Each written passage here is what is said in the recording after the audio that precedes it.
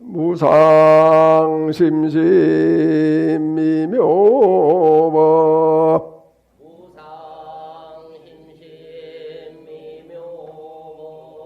백천만금 난조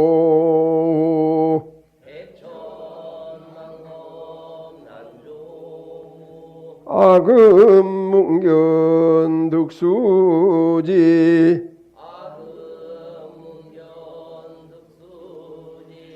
원해열의 진실이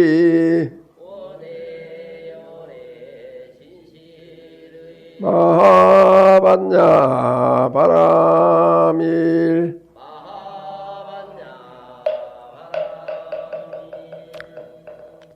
몸과 마음을 깨끗하게 하는 참회 의식을 함께 합니다.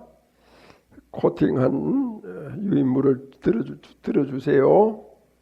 지난 동안 지은 바 모든 악업은 무실의 탐진치로 말미암아서 몸과 말과 뜻으로 지었음이라 제가 이제 그 모두를 참회합니다. 살생중재 금일참회 투도중재 금일참회 사음중재 금일참회 망어중재 금일참회 기어중재 금일참회 양설중재 금일참회 악구중재 금일참회 탐해중재 금일참회 진해중재 금일참회 치암중재 금일참회 백업 동안 쌓인 죄 한 생각에 다해 없어지니 마른 불을 불태우듯 흔적조차 없어라. 죄 성품 본래 없어 마음 따라 일어나네. 마음 없어지면 죄업 또한 사라지니 죄도 마음도 없어 두 가지 모두 공하면 이것을 이름하여 진참회라 한다네. 참매지는 옴살바 모자 모지사다야 사바 옴살바 모지사다야 사바 옴살바 모자 모지사다야 사바. 편안하게 자리하시기 바랍니다.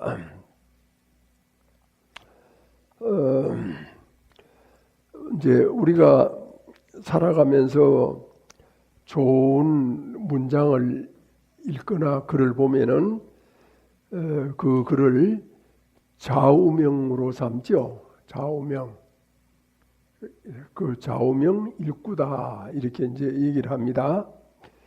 그 다음에 이제 또 가정에는 가훈이 있잖아요.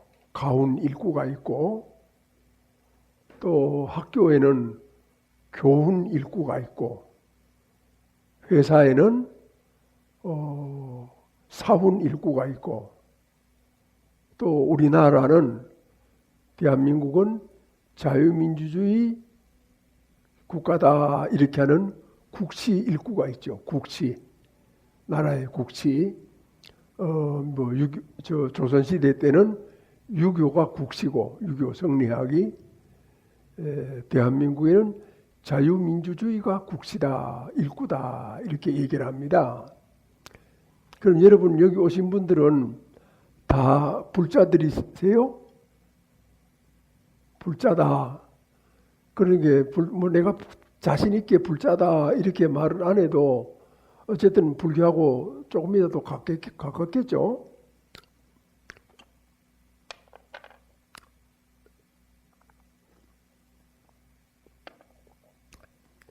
그러면 여러분들이 이제 불자다라고 했을 때 불자 일꾼은 뭡니까? 불자로서 마음속에 지니고 다니는 어떤 귀한 보물 한 구절이 있어요. 그래서 있으면은 참 좋고 훌륭한 불자고, 없으면은 오늘부터라도 그 한 구절을 마련해서 꼭 호지해야 됩니다. 이 세상에서 땀 흘려서 번 돈은 못 가져가도 그 일꾼은 가져갈 수가 있어요. 그러니까 세상에서 가장 귀한 것이에요. 영혼이 나와 떨어지지 않아. 그게 귀한 거죠. 떨어지는 건 귀한 것이 아니에요.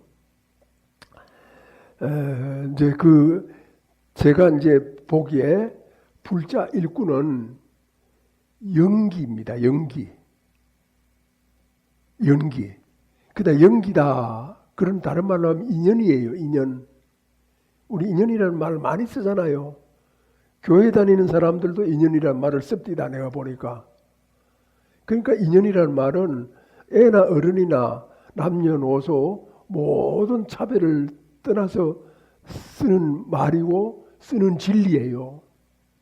그런데 그 진리 속에 살면서 진리가 무엇인지를 잘 모를 뿐이죠. 그러면 인연이라고 하는 것이 뭐냐? 여러분 지금부터 큰 소리로 따라해 보실래요? 법당에서는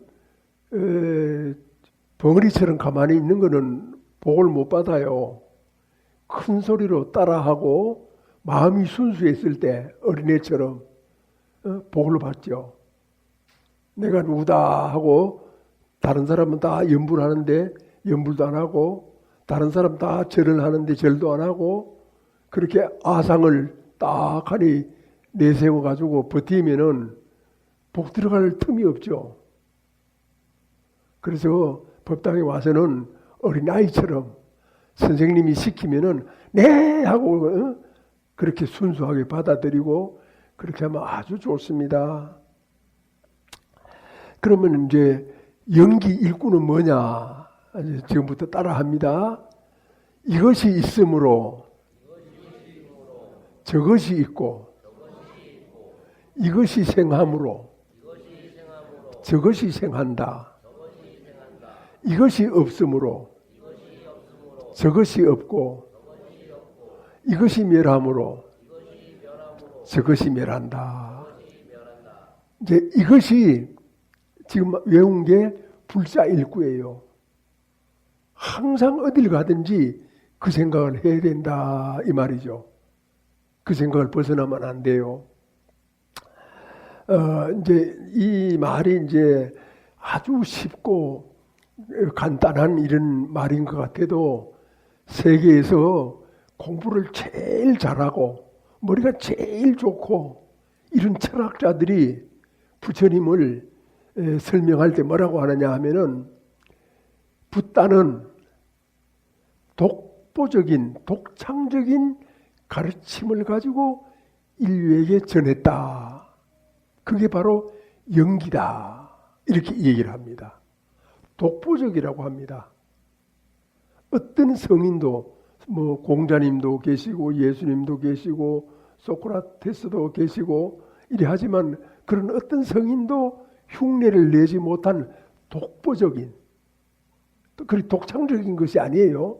독보적인 것, 독보적인 연기를 가지고 이 세상을 가르쳤다, 이끄셨다 이렇게 돼 있거든요.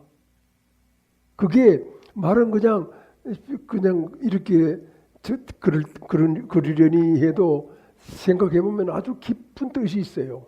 독보적인. 다른 데서는 이것이 있고 저것이 있다 이런 얘기를 안 해요. 못 해요. 모르니까. 그 불교만이 이제 하는데 지금은 무슨 뜻인지 잘 모르겠죠. 그러나 제 얘기를 조금만 더 들어보면은 삼척 동자도 다 알 수 있는 그런 내용입니다. 그래서 이제 이 연기를 인연이라고 말을 해도 됩니다. 인연을 설명하는 데 있어서 가장 이게 와닿는 것은 손쉽게 아주 쉽게 이해되는 것은 인간 세상에서 부부예요. 부모 자식도 아니고 부부. 부부가 인연을 설명하는데 연기를 설명하는데 가장 중요해요. 그래서 이제 우리가 이제 서로 시집 장가를 가고 이렇게 만나잖아요. 만나는데 처음에 만날 때는 사랑으로 만나거나 아니면 호감으로 만나거나 아니면 어떤 믿음 같은 걸로 이렇게 만나게 돼요. 여성의 입장에서 어떤 남성을 봤을 때 참 믿음직스럽다. 그래도 이제 서로 부부가 될 수 있잖아요. 또 남성이 여성을 봤을 때 아주 호감이 가고 뭔가 끌리고 같이 함께 하고 싶어하는 그런 호감이 있어도 또 할 수도 있죠. 또 그 다음에 이제 서로 사랑해요. 사랑해. 그냥 눈을 감아도 보이고 길을 막아도 들리고 잠을 자도 꿈에 나타나고 이렇게 이제 사랑하는 그런 것으로 이제 만날 때도 있어요. 이제 그러나 사랑이라고 하는 거 그거 가지고는 부족해요. 오래 못 가요. 믿음도 그렇고 또 어떤 호감도 그렇고 오래 갈 수가 없어. 그러면은 사랑으로 시작을 하고 호감으로 시작하고 믿음으로 시작했다 하더라도 그 다음에는 뭐냐? 그 다음에는 소중한다 이렇게 생각을 해야 돼요. 사랑한다를 벗어나서 참 소중하다. 내 남편이 소중하다. 내 아내가 소중하다. 이렇게 이제 한 단계 업그레이드 올라가야 돼. 거기 멈추면 안 돼요. 그래서 사랑은 어떻게 보면 석 달도 못 가요. 1년 가기도 어렵고. 그렇게 해서 정신적으로 서로 소중하다라고 하려고 하면은 서로 살아가면서 많이 이해를 하고 또 무엇을 잘하고 어떤 것이 고귀한가 하는 것을 상대방으로부터 관찰해가지고 그걸 이제 찾아내야 되죠. 그래야 이제 소중해져요. 그 말로만 소중해지는 게 아니에요. 그 다음에 이제 그렇게 소중한 마음으로 한참 동안 이렇게 서로 참 존중해서 아주 이상적으로 잘 살아가는 거예요. 그래도 그거 가지고 또 부족해. 한 몇십 년 살다 보면은 그래 그 다음에는 뭐를 해야 됩니까? 그 다음에는 아내는 남편을 바라보고 남편은 아내를 바라보면서 참 불쌍하구나. 불쌍하다. 내가 저 사람을 이렇게 좋아하지만 서로 이렇게 아이 낳고 키우고 온갖 어려움 속에서 이제 인생을 살아왔지만 이제는 헤어질 날이 가까워오는구나. 서로 헤어져야 하는구나. 죽어야 하는구나. 그래가지고 불쌍함을 느껴야 돼요. 불쌍하다. 그렇게 해가지고 이런 정신 단계, 인간이 가지고 있는 정신 단계의 가장 하이 클래스가 불쌍하다예요. 불쌍하다. 사람이 보면 불쌍해야 돼요. 사람이 보면 밉고 짜증나고 화나고 이렇게 하면은 거기는 평화스럽지도 않고 아무런 의미가 없어요. 지옥 같아요. 왜 그런 지옥 같은 삶을 우리가 살아야 됩니까? 그래서 불쌍하다. 서로 이렇게 생각을 해야 돼. 남편이 불쌍하고 아내가 불쌍하면 어떻게 됩니까? 자식도 불쌍하고 부모도 불쌍하고 친척도 불쌍하고 온 세상 사람들이 다 불쌍한 거예요. 그래 불쌍한 사람은 사람을 함부로 하지도 않고 욕심 부리지도 않아요. 항상 자비를 베풀어요. 그래서 이 세상에서 제일 고귀한 마음은 불쌍하다라고 하는 생각을 가지고 사는 사람이에요. 자, 이게 이제 부부가 나아가야 되는 길인데 여러분 다 결혼하셨죠? 시집장가 다 갔고 아이 낳고 키우죠. 그런 이제 처음에 이렇게 만났을 때는 과거생의 인연으로 만나게 된 거야. 딱 호감을 갖든 사랑을 느끼든 믿음을 갖든 이 과거생의 인연으로 이렇게 됐죠. 그 과거생의 인연으로 이렇게 만났어. 그걸 인연이라 그래. 또는 연기라고 해. 그러면 과거생에서 인연으로 이렇게 만났으면은 더 잘 살아가야 돼요? 아니면 엉망진창으로 살아가야 돼요? 아마 엉망진창으로 살아가고 싶은 사람은 아무도 없을 거예요. 잘 살아가고 싶죠. 그래서 잘 살아가고 싶다. 이렇게 하려면은 인연을 잘 꽃피우고 살아가려고 하면은 지혜가 있어야 돼요. 부부간에 살아가는데 지혜가 있어야 된다 이 말이야. 지혜가. 그 지혜가 뭐냐? 그 제가 늘 강조해 말씀드리잖아요. 절에는 남자나 여자나 혼자 오는 데가 아니고 부부가 같이 오는 곳이다. 부부가 같이 설법을 들어야 지혜가 생겨요. 지혜가 또 지혜를 알아도 지혜를 활용할 수가 있고 잘 서로 아주 이렇게 원활하게 지혜 속에서 살아갈 수가 있어요. 지혜를 가져도 혼자 가지면은 쓸 수가 없어. 사용이 안 돼. 물론 오랫동안 이렇게 하면은 겨우겨우 되긴 하겠지만 세상이 그거 하나만 가지고 못 살잖아요. 밖에 나가서 돈도 벌어야 되고 사회생활도 해야 되고 여러 가지 역할이 다 있는데 어떤 한 가지만 묶여가지고 살아갈 수는 없거든요. 그렇기 때문에 부부가 같이 절에 와서 이 법사가 하는 설법을 잘 이렇게 들으면은 거기서 깨닫게 돼요. 바로 그게 지혜야. 그래도 지혜가 뭔가 잘 안 잡히죠. 푸른 옷을 입은 분은 결혼하셨죠? 결혼하셨는데, 이제, 어느 날 남편이, 퇴근을 하고 집 부근에 이렇게 지하철에서 내려가지고 집까지 걸어가는데 집 부근에 도달하니까 뭔가 동네가 시끌벅적한 거야.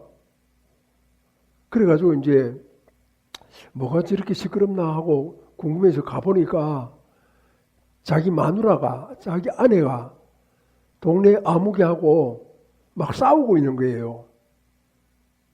막 싸우고 있는 거야. 그래 깜짝 놀래가지고 다시 보니까 자기 아내가 틀림없는 거예요. 그러면은 이제 보통 남자들은 어떻게 할 것 같아요?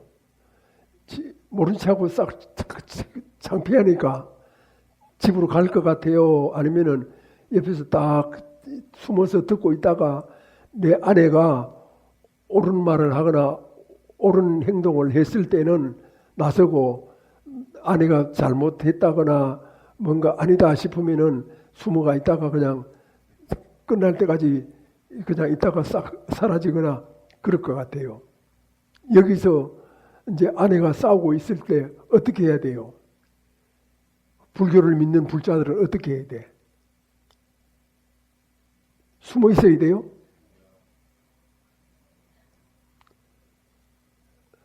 불자는 아내가 그렇게 싸운다, 옳든 그러든 그게 중요한 게 아니에요. 아내가 싸우고 있는 게 중요하거든요. 그러면은 무조건 옳고 그르고를 떠나서 무조건 아내 편이 되어야 되는 거야.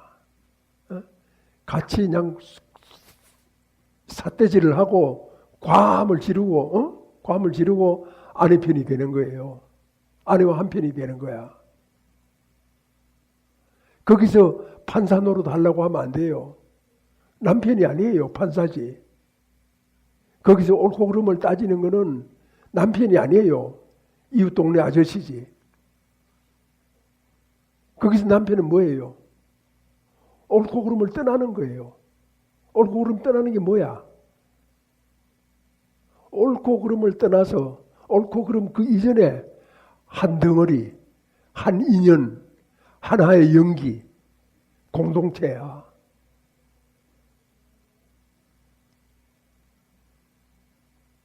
그래서 싸우고 과물지로 싸우고 한편이 돼서 싸우고 이기든 지든 한편이 됐단 말이죠. 한편이 되고 난 다음에 아내의 손을 잡고 손을 딱 잡고 갑시다. 우리 더 싸우지 맙시다. 이런 인간들하고 싸워봤자 뭐 하겠습니까? 하고 아내의 손을 잡고 가는 거야. 아내는 그 싸움에서 패했어요? 승리했어요? 굉장한 승리를 했죠. 살만나죠. 이기든 지든 내가 참 내 인생이 복된 인생이로구나 하고 자기가 자기를 축복하겠죠. 그 집에 가서 둘이서 앉아가지고 물 한 잔 마시고 그런데 도대체 뭔 일로 그랬나 어떤 사유가 있었나 이래 하면은 이제 서로 말을 주고받고 이렇게 하다가 그래 그러면 그건 아무개 엄마가 좀 잘못했네. 그래요? 내가 보기도 그런데 옳고 그러면 한편 그 이후에 필요한 거예요. 한편이 문제예요. 그게 한 몸이에요. 공동체예요. 세상에 내가 얘기를 들어보니까 제일 피곤한 남자나 피곤한 여자가 계속 옳고 그름을 가지고 따지는 거야. 앉으면 앉아서 따지고 서면 서서 따지고 물을 마시면 물 마신다고 따지고 온갖 것을 가지고 다 따지니까 피곤한 거야.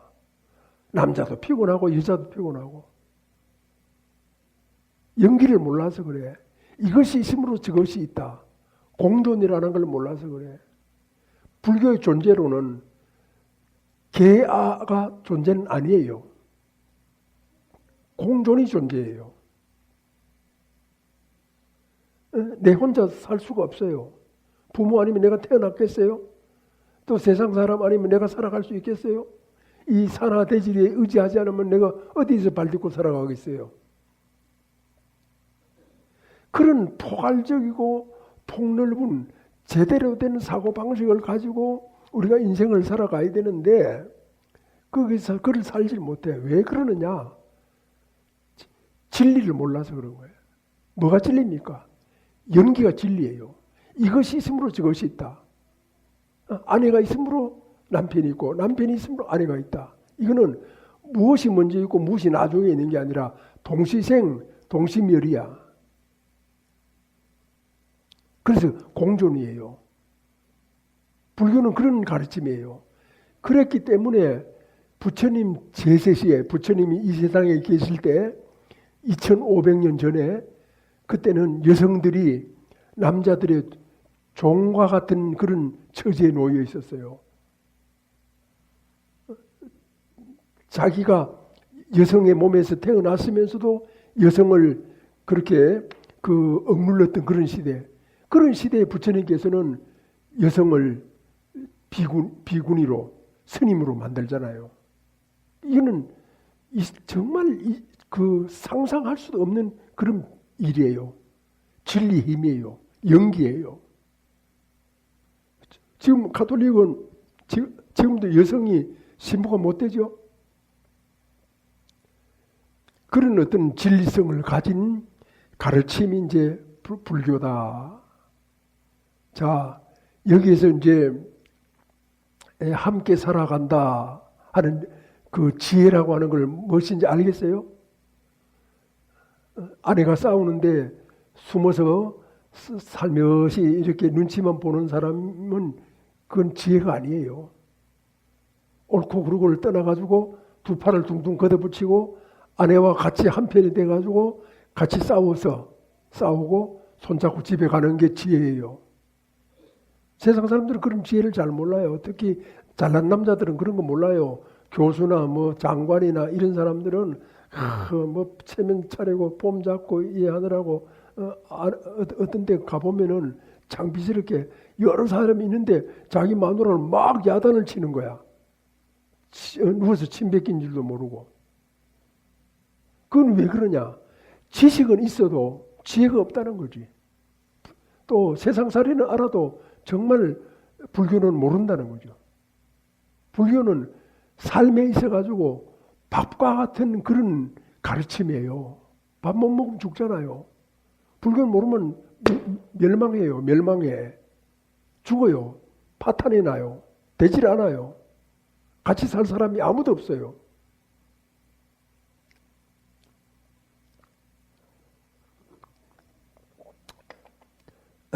여기 이제 으슥하게 잘난 남자들이 많은데 오늘 남자들이 많으니까 김영철이 왔나?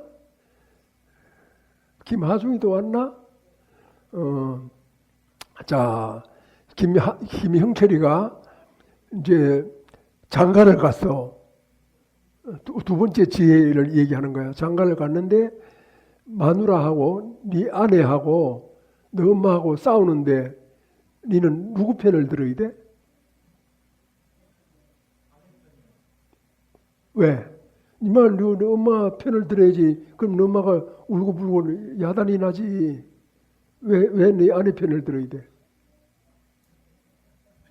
응? 맞습니다. 어머니하고 아내가 싸울 때는 아내 편을 들어야 돼요. 그것이 부부라고 하는 인연의 지혜예요. 그 다음에 여기 저 처녀야?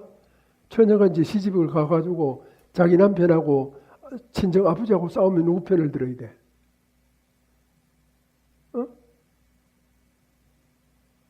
남편 편을 들어야지. 아버지 편을 들면 안 돼.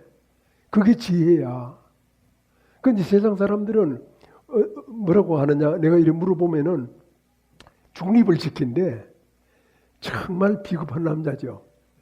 난 그런 남자하고 안 살아.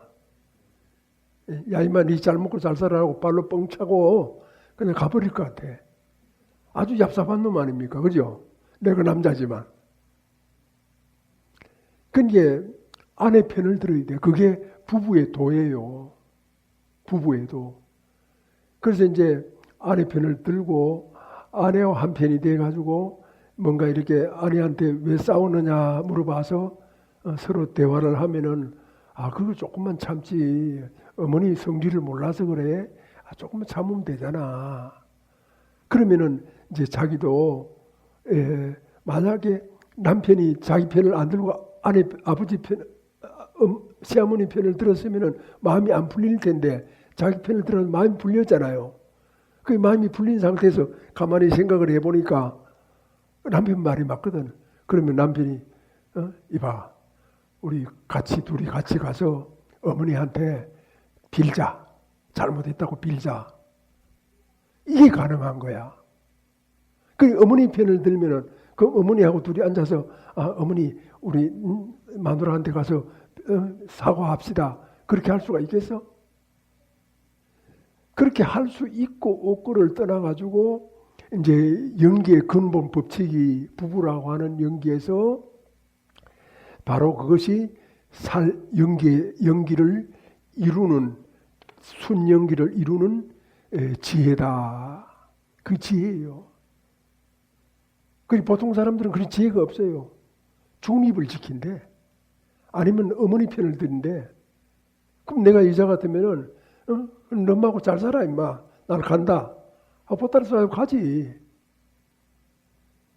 왜 그런 못난 짓을 해? 아내 편을 들어야지. 아내가 누구 보고 와가지고 같이 사는데 어머니하고 사는 거야? 아버지는 키워준 분이야. 고마운 분이야. 은혜를 갚아야 될 분이지. 같이 사는 건 아니잖아. 같이 사는 건 아내하고 살지. 아내하고 둘이 아닌 이것이 있으므로 저것이 있는 공존이 돼야지. 왜 혼자 놀라 그래? 그 진리를 모르니까. 불교를 안 믿으니까. 불교를 믿어도 설법을 안 들어. 그러니까 뭘 모르니까. 바보 같으니까. 엉터리니까. 그러니까 그런 엉터리 같은 삶을 살아. 60, 70이 돼도 그런 소리를 해. 그런 생각이 머물러 있어. 그는 교리를 아무리 많이 알고 막 해박하다 하더라도 무슨 소용이 있어.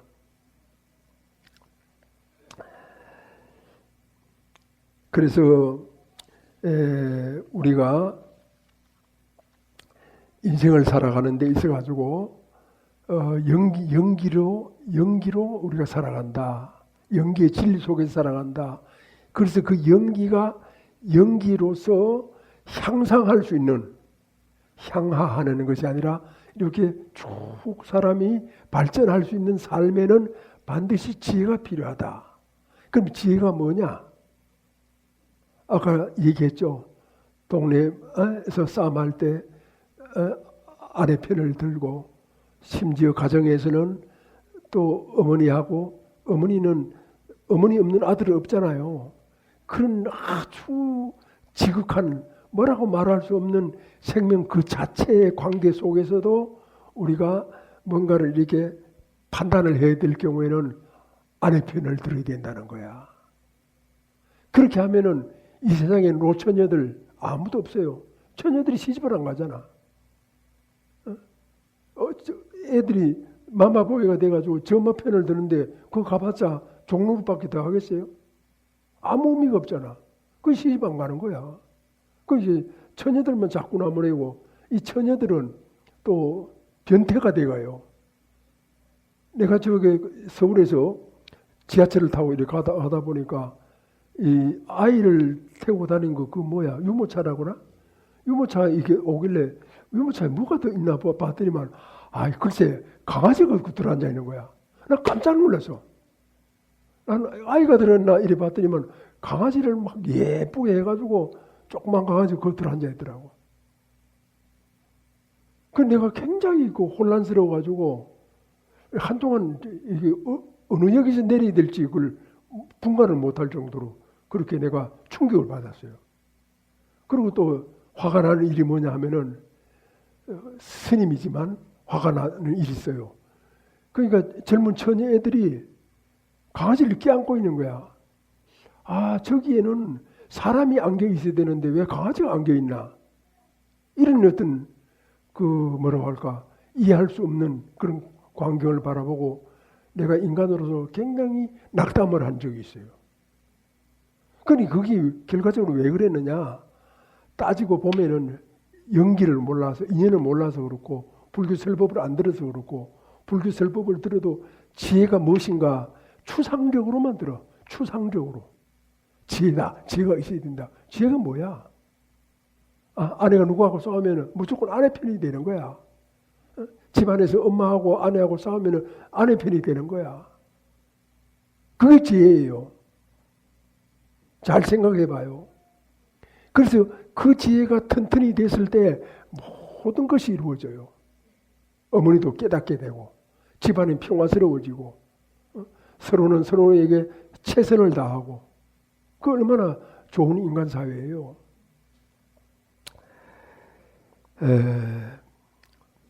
부부는 인생의 도반이에요. 인연이에요. 인생의 진리의 벗이에요. 그랬을 때 도라고 하는 것은 우리가 삶을 살아가는데 꼭 필요한 지혜거든요. 지혜가 있어야 돼. 지혜가 없으면 어리석어가지고 되는 일도 잘 없어요. 지혜가 있어야만이 인생을 잘 합당하게 살아갈 수가 있다. 그러니까 항상 절에 가서 설법을 듣는다라고 하는 것은 지혜를 얻는다는 말이고, 지혜를 얻는다라고 하는 것은 내 생활을 아주 충실하게, 기쁘게, 행복하게 이루어 나간다라고 하는 뜻이에요. 지혜가 없이 절대로 행복해지지 않아요. 우리가 너무 잘 알잖아요. 돈만 가지고 행복하지 않다는 거 너무 잘 알잖아요. 그런데 왜 알면서 왜 못해? 부부가 나란히 손잡고 절에 와서 설법을 안 듣잖아. 도피한사 안 오잖아. 어쩌다 오잖아. 한번 오라 그러면 무슨 뭐 나한테 유세 떨듯이 뭐 다 요즘 바쁩니다. 백수가 더 바쁩니다. 뭐 그러는 거야. 내조라고 오라는 것보다가 이 세상을 좋게 만들려고 오라고 하는 거예요. 그래서 우리가 참고 견디고 기다리면 이제 살아가는 거거든요.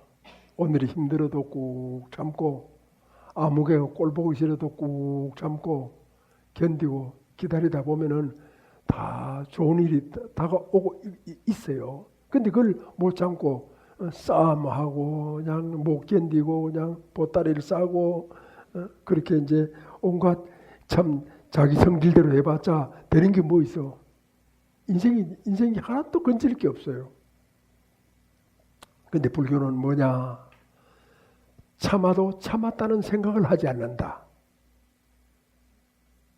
힘들어 견뎌도 힘들다라고 하는 생각을 하지 않는다. 그게 성품이 아주 조촐하고 깨끗한 것이거든요. 그게 바로 금강경의 공사상입니다.